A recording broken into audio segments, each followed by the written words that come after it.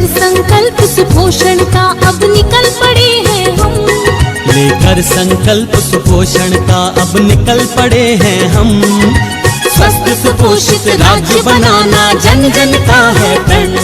संकल्प सुपोषण, संकल्प सुपोषण हमारा ये प्रण।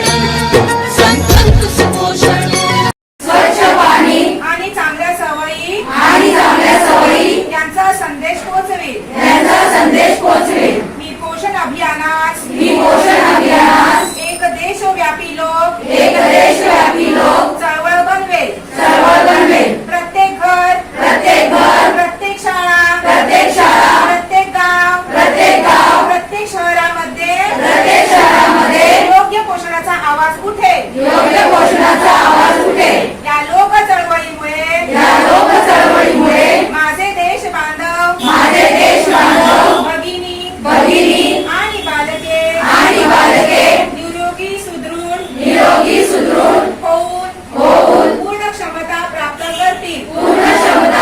करतील। हीच माझी प्रतिज्ञा आहे। सही पोषण देश रोशन। बस जी प्रतिज्ञा घेतली एक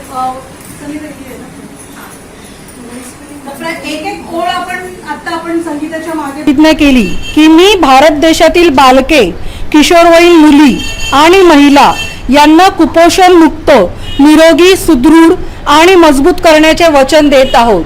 याचा अर्थच असा आहे की आपले जे लाभार्थी आहे 0 ते 6 वर्षे आणि गरोदर माता, स्तनदा माता आणि किशोरवयीन मुली यांच्या आहाराकडे, आरोग्याकडे आपल्याला लक्ष द्यायचंय। तर आपल्याला माहिती आहे की आपले जे लाभार्थी आहे, मॅडमने आताच मला विचारलं की त्याची नोंद कशी होते। तर आमच्याकडे अशी नोंद होते की जे आम्हाला जी घरं वाटून दिलेली आहेत, प्रत्येकाला एक 200 ते 250 घरं आहेत, त्या प्रत्येक घरामध्ये जाऊन आम्ही सर्वे करतो, त्याची नोंद घेतो। त्यानंतर त्यातून आम्ही आमचे लाभार्थी निवडतो। जसं की 0 ते 6 वर्षाची जी मुलं आहेत ते लाभार्थी, त्यातही 2 गट असतात की 0 ते 3 वर्षाचे वेगळे, 3 ते 6 वर्षाचे वेगळे। या मुलांचं आम्ही लसीकरणापासून त्यांच्या शिक्षण म्हणजे पूर्व प्राथमिक जे शिक्षण, त्या पूर्ण सेवेचा आम्ही पुरेपूर अभ्यास करून त्यांना ते देण्याचा प्रयत्न करतो। त्यानंतर आहे की गरोदर स्त्रिया, जसं महिना चुकल्यानंतर बाई म्हणजे जी गरोदर बाई आहे ती हॉस्पिटलमध्ये नाव नोंदवते, त्याचप्रमाणे खूप गरजेचं आहे की तिने अंगणवाडी सेविकांजवळ येऊन आपलं नाव रजिस्टर करणे। बऱ्याच वेळा असं होतं कि नहीं अभी 3 महीने हम लोग नहीं बताएंगे, 5 महीने के बाद जाएंगे या 7वें महीने में बताएंगे। तो बहुत बार हमें आंगनबाड़ी सेविकाओं को तकलीफ होती है और वो लोग घर से बाहर नहीं निकलते, तो वो हमें पता नहीं चलता। कोई आजू बाजू वाले वो बताते थे कि हाँ वो पेट से है। तर अशी कारणं आहेत की काही गरोदर बायकांची नोंदणी आमच्याकडे होत नाही। तर आपल्या सगळ्यांचं काम आहे की जेवढं शक्य होईल तेवढं सगळ्यांना निरोप पोचवा की पहिल्या 3 महिन्यामध्ये हॉस्पिटलमध्ये आणि अंगणवाडी सेविकांकडे नोंद ही झालीच पाहिजे। तसंच काही शासनाच्या योजना आहेत कि जब प्रथम गर्भवती स्त्री है, पहली बार अगर वो पेट से है तो उसका नाम हॉस्पिटल में 3 महीने में रजिस्टर कराए, फिर हम लोग के पास रजिस्टर कराए तो उसे एक सेवा का लाभ मिलता है, उसे 5,000 रुपये मिलता है। लेकिन वो पहला बच्चा होना चाहिए, उसका बीएमसी में नाम दर्ज होना चाहिए और पूरा ट्रीटमेंट उसका बीएमसी थ्रू ही होना चाहिए। अगर कई बार ऐसे होते कि बीएमसी में नाम डालते हैं, फिर डिलीवरी के लिए कहीं बाहर जाते, प्राइवेट में पैसा देके वहाँ पे 15-20 हज़ार पैसा देके खर्च करेंगे और डिलीवरी करा के लेंगे और फिर हमारे पीछे लगते कि हमारा 5,000 कब आएगा। तो रूल है कि बीएमसी में ही उसका डिलीवरी होना चाहिए। उसके बाद जो स्तनदा माता है उन्हें हम लोग जब से बच्चा पैदा हुआ है तो उसे दूध कैसे पिलाना है, पहले आधे घंटे में उसका दूध जो पिलाते हैं वो क्यों ज़रूरी होता है, ये सब बातें हम होम विजिट में उन्हें बताते हैं। बीच बीच में हम लोग बहुत सारे प्रोग्राम लेते हैं, वहाँ पे डॉक्टर आते हैं। ऐसे नहीं कि सिर्फ हम लोग बोल रहे, डॉक्टर हम लोग इनवाइट करते हैं और डॉक्टर उनकी बातें उनके सामने रखते। तो इस तरह से उनको जो पेट से है और जो स्तनदा माता है, जो दूध पिलाने वाली माँ है, तो उनको हम लोग ब्रेस्ट फीडिंग और उनका जो खाना है उसके बारे में जानकारी देते रहते। उसके बाद हुआ कि बच्चा 2 साल का होने तक उसका सही से लसीकरण होना बहुत जरूरी है।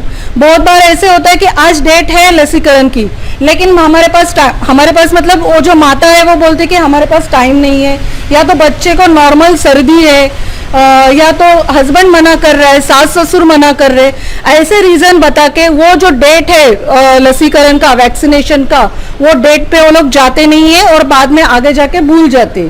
तो आहार और इसके साथ ये लसीकरण, वैक्सीनेशन बहुत ज़रूरी है। तो ये सब बातें हम लोग एरिया में जाके घर घर बताते हैं कि वैक्सीनेशन लेना बहुत ज़रूरी है। 2 साल के बाद बच्चा स्कूल में जाना है उसे, तो हमारे यहाँ जो बालवाड़ी चलती है वहाँ पे पूर्व प्राथमिक शिक्षण होता है। पूर्व प्राथमिक शिक्षण में बहुत से पेरेंट्स को ऐसे लगता है कि उसे ABCD पढ़ाए, 1 2 3 4 ही पढ़ाए, लेकिन ऐसे नहीं होता है। जो 2.5 साल के ऊपर का बच्चा है उन्हें हम लोग बालवाड़ी में लेते।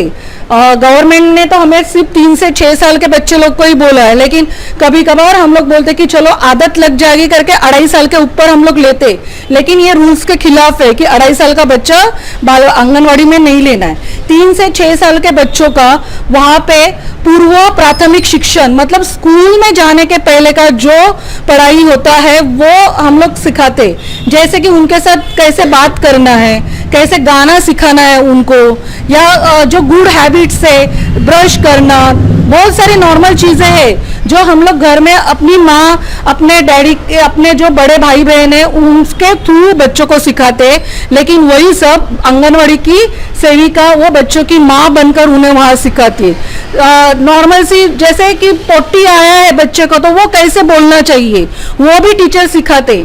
नाक बह रहा है तो नाक बह रहा है तो वो नाक कैसे साफ करना है, ये बहुत सारी नॉर्मल सी चीज़ें हैं जो सेविका वो बच्चे को वो एज से सिखाती है। और जहाँ तक का पढ़ाई का जो सवाल है तो हम लोग कोई भी उनके हाथ में स्लेट पेंसिल वगैरह नहीं देते हैं। जितना हो सकते जैसे कि कुछ पत्थर रखे और पत्थर गिनने बोल दी कि 1 पत्थर 2 पत्थर 1, या फूल रखे, पत्ते रखे, तो ऐसे जो फिजिकली हमें एनवायरनमेंट में इजीली अवेलेबल है वो चीज़ें लेकर हम लोग बच्चों को सिखाते।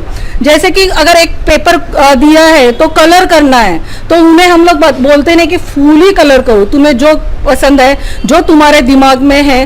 तो इससे क्या होता है कि उनका जो मेंटली एजुकेशन है वो बढ़ने के लिए, क्योंकि कहा जाता है कि साइंटिफिक रीज़न है कि 6 साल तक बच्चे का ब्रेन है वो ज़्यादा डेवलप होता है। तो वो ब्रेन कैसा यूज करे, हम लोग ने उसे एक फूल निकाल के दिया, उसमें कलर भरने के लिए बोला ये रेड कलर का फूल है, रेड कलर भरो, वो रेड ही भरेगा। लेकिन हमारे जो बच्चे हैं उनका आसमान हरा होता है और धरती नीली होती है, तो कोई बात नहीं, उनका आसमान हरा रहने दो या धरती नीली होने दो, उनके दिमाग से वो आ रहा है। तो हम उनके दिमाग से जो जो उनकी योजना उनके विचार है वो विचार पेपर पे लाने के लिए मदद करते हैं। ऐसे इस तरह से हमारा वो प्रोग्राम होता है। किशोरवयीन मूल्य जो 11 से 18 साल तक है तो उसमें भी 2 ग्रुप है हमारे, 11 से 15 साल और 15 से 18 साल।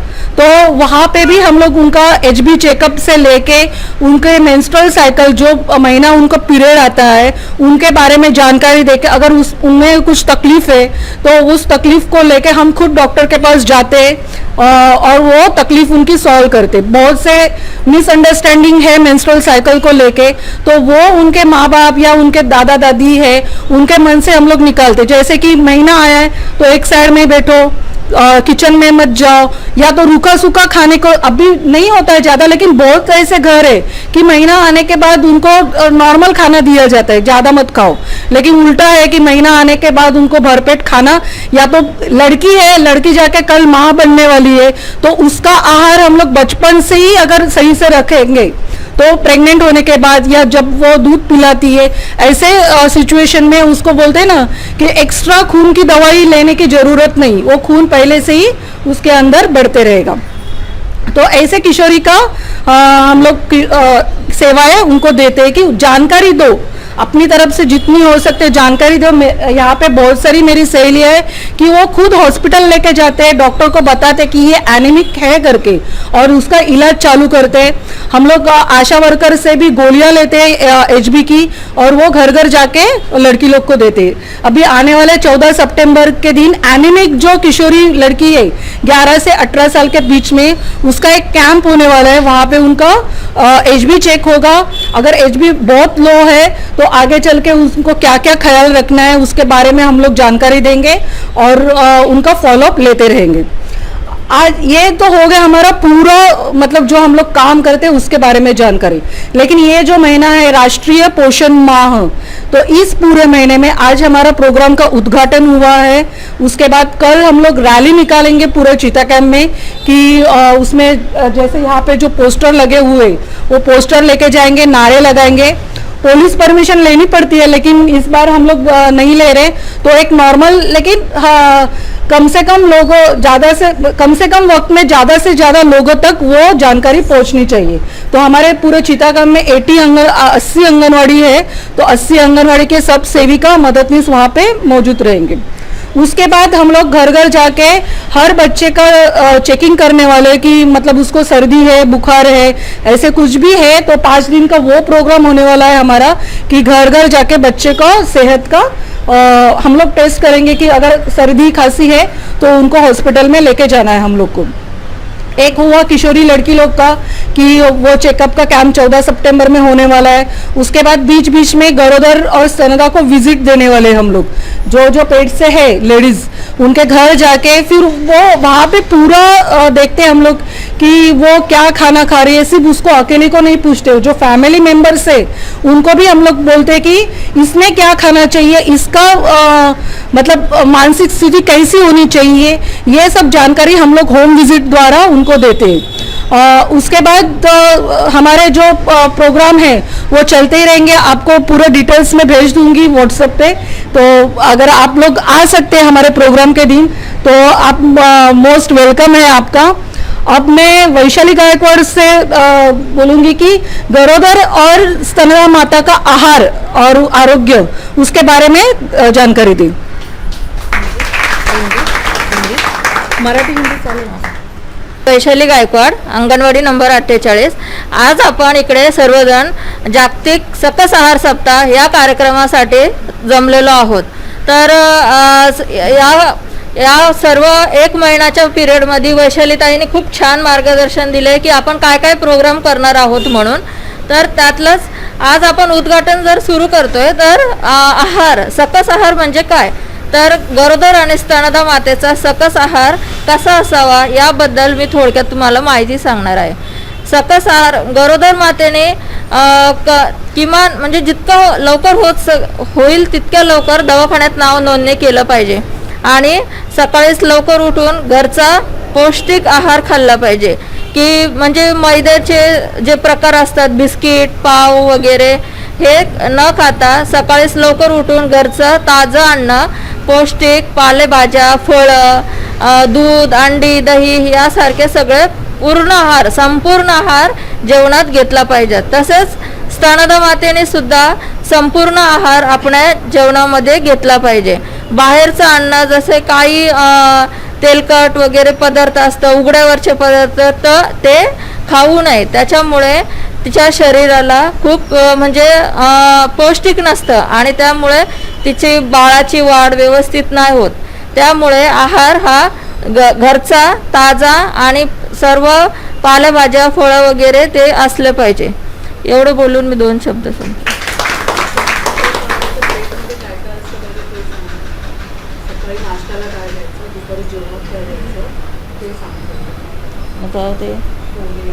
हां, सकाळी नाश्त्यामध्ये सकाळी पोहे उपमा शिरा इडली वगैरे असे पौष्टिक आहार घेतला पाहिजे, बिस्किट पाव वगैरे नाही। दुपारच्या जेवणामध्ये पण डाळ भात भाजी पोळी पालेभाज्या कडधान्य असे पदार्थ आणि रात्रीच्या जेवणात सुद्धा तसंच पूर्ण डाळ भात भाजी पोळी कडधान्याची उसळ आणि अंडे दही वगैरे सर्व आहारात असलं पाहिजे।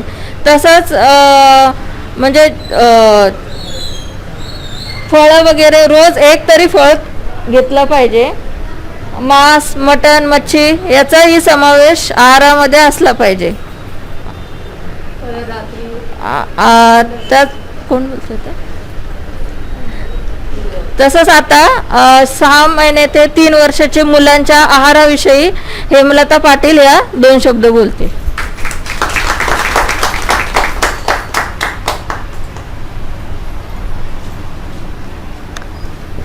प्रथम सर्वांना नमस्कार. आज या कार्यक्रमानिमित्त आपण सगळे उपस्थित आहात आणि त्यानिमित्त मी सांगू इच्छिते की आपल्याकडे आपण ज्या एरियात कामं करतो त्या एरियात आपल्याला पाहायला मिळतं की सर्रास म्हणजे कधी कधी पॅरेंट्स म्हणजे पालक असतात तेच आपल्या आहारामध्ये मुलांना देताना कुठेतरी कंटाळा करत असतात. आणि आपण हे पाहतो एरियामध्ये मलासुद्धा पाहायला मिळतं की डायरेक्ट म्हणजे सकाळी नाश्त्याच्या वेळी आपण काही घरात प्रयत्न करण्याच्या ऐवजी आपण बाहेरून जे बेकरीमधले वगैरे पदार्थ वगैरे आणून ते मुलांना दिले जातात. पण ते चुकीचं आहे. ज्याच्यात जे की मैदा वगैरे असतं आणि ते आपल्याला पचनासाठी मुलांना खूप त्रासदायक स्वतःसुद्धा आपल्याला. तर त्यासाठी आपण घरी जेवढं होईल तेवढं आपल्या पॅरेंट्सनी म्हणजे आपल्या पालकांनी आईवडिलांनी प्रयत्न केला पाहिजे की होता वेळपर्यंत आपण घरीच पदार्थ बनवून मुलांना खाण्याचा त्याच्या आहारामध्ये ते देण्याचा प्रयत्न करावा. जसे की 6 महिन्यापासून जे बाळ असतं आता आपण ते प्रोग्राम आमच्या अंगणवाडीतर्फे घेतले जातात मुलांचे. तर त्यावेळेला 6 महिन्याच्या मुलांना म्हणजे वरचा आहार द्यायचा असतो. वरचा आहार म्हणजे काय जे आपण घरी जे शिजवतो ते जसं आता आईचे बाळाचं म्हणजे आईचं मुलांसाठी आईचं दूध असतं तर ते 6 महिन्यापर्यंत देऊन त्याच्यानंतर त्याला वरचा आहार द्यायचा असतो. तर वरचा आहार म्हणजे जे काय आपण घरी डाळ भाजी वगैरे शिजवतो पण ती कशी द्यावी तर ते पातळ का तर ते लहान मुलांना दात वगैरे नसतात त्यामुळे त्यांना तो आहार जो आहे तो पातळ जसं आपलं डाळीचं पाणी म्हणा काय असं सुरुवातीला देताना तशा पद्धतीने आपण देण्याचा प्रयत्न करावा. आणि नंतर तो थोडासा जाडसर त्याचा पदार्थ थोडा जाडसर करून हळूहळू तो द्या. कारण त्याची नळी असते ती पचनशक्तीची नळी जी असते ती तेवढी मजबूत नसते की ते आहार तो असं तो जाडसर सहन करू शकेल. त्याच्यामुळे त्यांना ते नरम पदार्थ देऊन मग हळूहळू त्याचं म्हणजे प्रमाण घट्टपणा त्याला आणावा आणि तशा पद्धतीने त्याला द्यावा. आणि आहारामध्ये देताना सुद्धा आपण व्हरायटीज म्हणजे जसं आपल्याला स्वतःला व्हरायटी लागते ना जेवणामध्ये आपला एकच पदार्थ जर 4 दिवस दिला 10 दिवस दिला तर आपण कंटाळतो. मग तसंच आपण जसं आपल्याला स्वतःला आहार लागतो ना वेगवेगळ्या चवीचा वेगवेगळ्या आवडीचा वेगवेगळ्या निवडीचा तसं आपण मुलांना सुद्धा देताना त्यांना सुद्धा ती चवी एकच चवीचं त्यांना जर पाण्यासारखं डाळीचंच दिलं रोज त्यांना ते कंटाळा येतो. मग त्यांना थोडंसं आहार चेंज करावा. म्हणजे समजा डाळीचं पाणी दिलं मग ते भात थोडंसं कडधान्य वेगवेगळे असं आपलं फ्रुट्स म्हणा ते सुद्धा देताना थोडंसं शिजवून म्हणा आपण शिजवून देतो हळूहळू. नंतर त्यांना कच्चासुद्धा तो ॲपल्स वगैरे असेल तर तो चमचाने असं हे करून तसंसुद्धा देऊ शकतो. म्हणजे असं शिजवूनच द्यायला पाहिजे किंवा असं कच्चे फ्रुट्स वगैरे असतात म्हणजे पालेभाज्या आहेत ते पालेभाज्यासुद्धा सूप वगैरे बनवून त्याला देऊ शकतो. पण ते एकच पालेभाजी न देता किंवा एकच कडधान्य न देता वेगवेगळ्या व्हरायटीजमध्ये द्याव्या जेणेकरून त्यांना म्हणजे आपण बरंच पालक लोकांचे कंप्लेंट्स असतात की मुलं आज जेवण म्हणजे जेवतच नाही आणि मग नंतर मोठं झाल्यानं म्हणतो का ते बाहेरच खायला पाहिजे त्याला घरातले आपले अन्नपदार्थ आहेत वेगवेगळ्या व्हरायटीचे आहेत किंवा फ्रुट्स वगैरे म्हणजे भाजी खात नाही वगैरे पालेभाज्या खात नाही बऱ्याच कंप्लेंट्स येतात आपल्याकडे.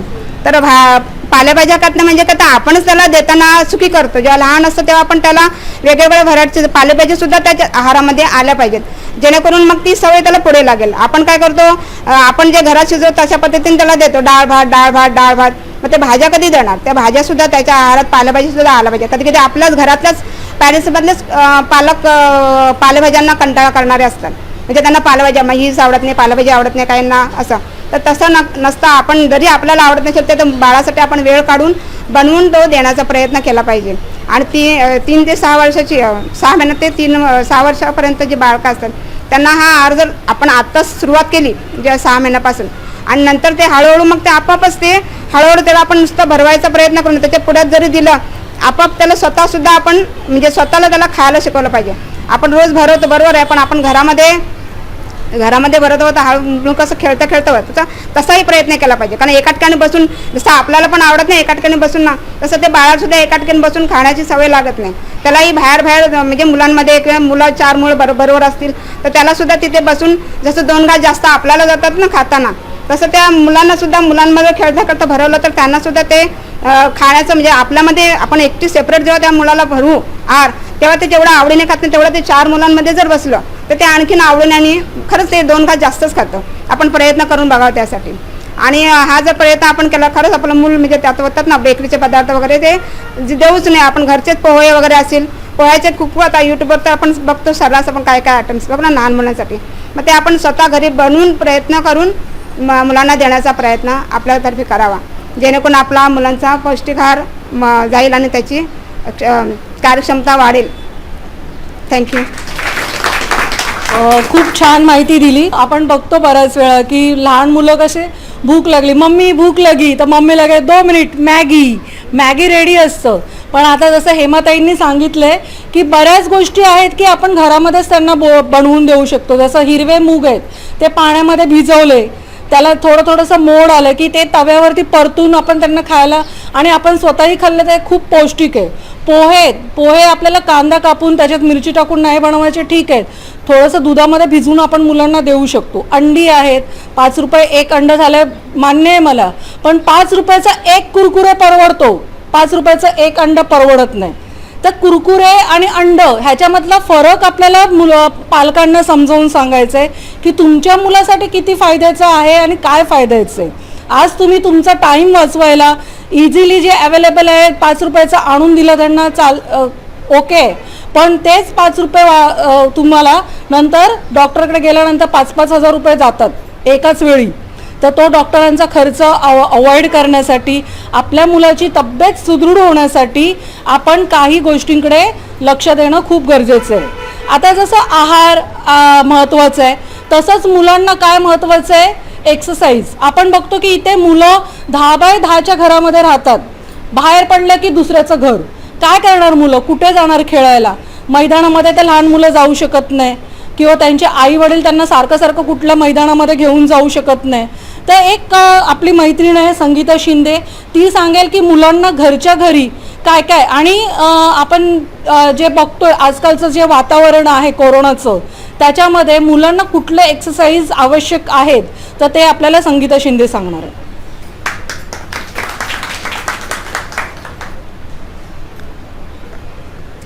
नमस्कार. जसं आपल्याला दैनंदिनमध्ये आहाराची गरज आहे, तसंच आपल्याला शरीराची हालचालीसाठी आपल्याला एक व्यायामाची सुद्धा गरज आहे. आपल्याला माहिती आहे जर आपण योगासने केलं तर आपल्याला बरेचसे फायदे आहेत. मुलांसाठी शरीराची आणि बौद्धिक वाढ, हे तर आमचा तर अंगणवाडी लोकांचा तर तो मूळ मुद्दा आहे.